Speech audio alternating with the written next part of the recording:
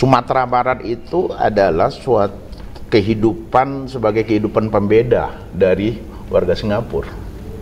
Jadi begitu orang berwisata, ada 3 alasan orang berwisata. Yang pertama, orang ingin melihat apa yang belum pernah dia lihat. Itu yang pertama.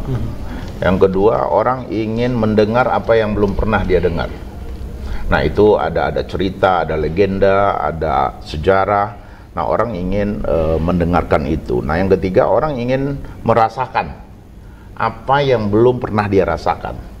Dan Singapore people itu dia orang yang suka kuliner Indonesia. Apalagi ya kita melihat, kalau kita lihat di Arab Street di Singapura itu, rumah makan Padang itu sampai antrian, jauh antriannya itu, orang-orang ekspatriat, orang-orang Singapura, warga Singapura itu untuk antrian makan gitu ya. Nah, kita melihat Sumatera Barat karena dia memenuhi 3 unsur tadi itu. Apa yang tidak ada di Singapura ada di Sumatera Barat, tinggal kita mau mematok segmen mana nih di Singapura. Ini warga Singapura itu sekarang 6 jutaan. Dari 6 jutaan itu warga Singapura Melayunya itu kira-kira 15%. Nah, 15% itu kurang lebihnya itu 900 ribuan. Itu salah satu segmen yang boleh dikatakan actual segmen bagi wisatawan Sumbar. Nah, apakah Chinese people Singapura itu juga dianggap sebagai segmen? Nah, kalau Chinese yang lebih banyak di situ itu seleranya seperti apa? Jadi peluang ke depan tergantung dari kita menyiapkan apa yang mereka inginkan. Nah, kalau itu tidak kita siapkan, ya bisa saja nanti akan menjadi loss. Terus lagi ada 2.400.000 ekspatriat, orang-orang yang bekerja di Singapura dari beberapa negara kumpul di situ, dan pelajar-pelajar yang berkumpul di Singapura. Nah, itu juga apakah juga dianggap itu suatu segmen, karena mereka juga mempunyai school holiday kan di Singapura. Nah, segmen youth traveling ini lagi tren sekarang. Cuman tentu kita, kalau memang itu yang kita patok, kita siapkan apa yang menjadi selera mereka itu. Nah, dari masyarakat itu terbagi lagi 5. Ada yang tajir, ya anak-anak 30 tahun yang tajir, yang biasanya around the world, dia Europe kemana-mana. Terus ada lagi yang tajir menengah ke atas, biasanya dia nggak suka lagi wisata mainstream, dia suka yang aneh-aneh, dia pergi Afrika Selatan, lihat harimau, dia pergi Mesir. Nah, itu biasanya orang-orang yang sudah tajir, dan mereka tidak mau lagi karena menurut mereka Eropa itu sudah tempat bolak-balik mereka. Nah, ada lagi orang-orang yang menengah ke bawah. Yang menengah ke bawah, kenapa banyak mereka ke Singapura? Singapura itu mereka bukan wisata. Ya, mereka sambil ini, daripada beli Indomie di Singapura, mending dia ke Batam beli Indomie, kira-kira gitu. Ya. Jadi dia belanja lebih murah di Batam itu, balik modal dia sambil berwisata, dia dapatkan ini, bisa belanja murah di Batam.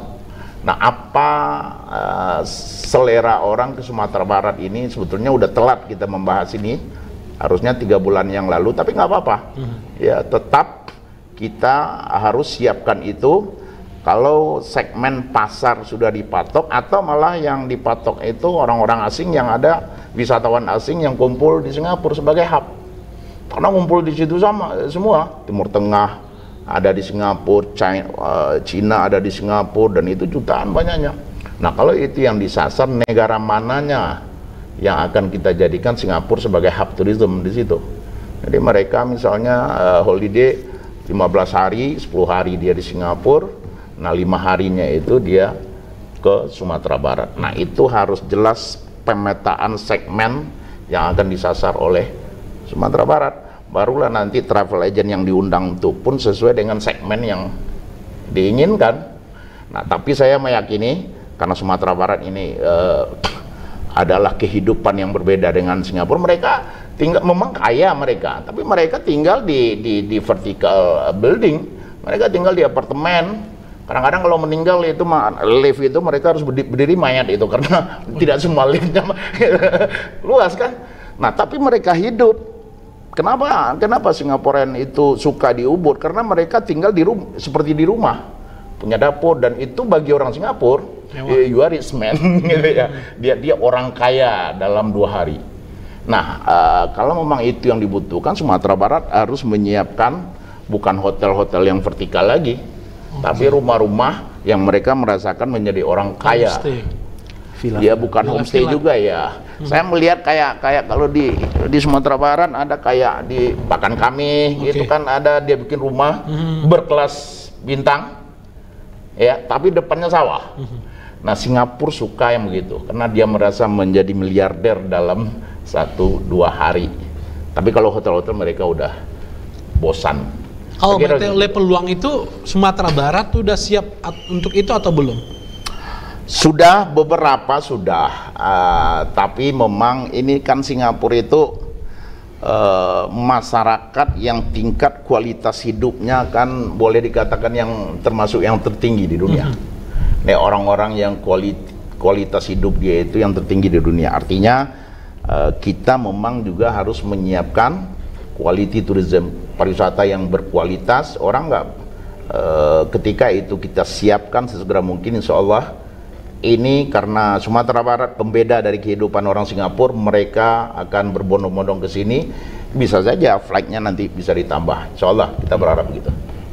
Oke, saya kembali kepada Pak Agung sendiri.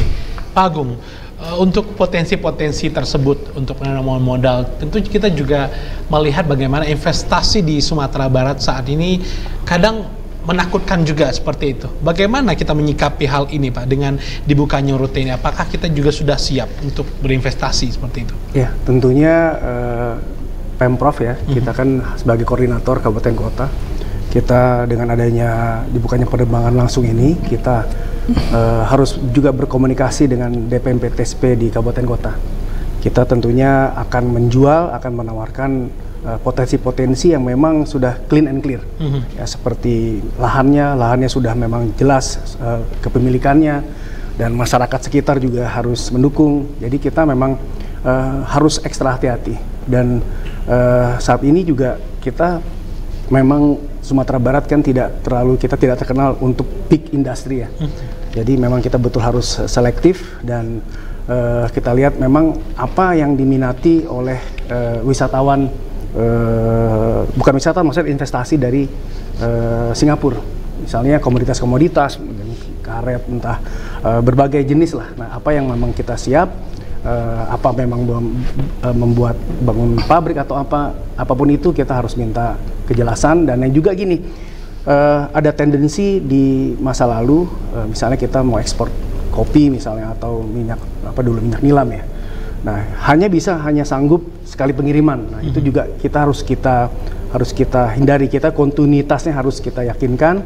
Kita harus tentu mengedukasi para pengusaha setempat bagaimana apa standar. Tentunya Singapura ini terkenal dengan standarnya yang tinggi. Nah, itu harus bisa kita satisfy, kita cukupi gitu standarnya.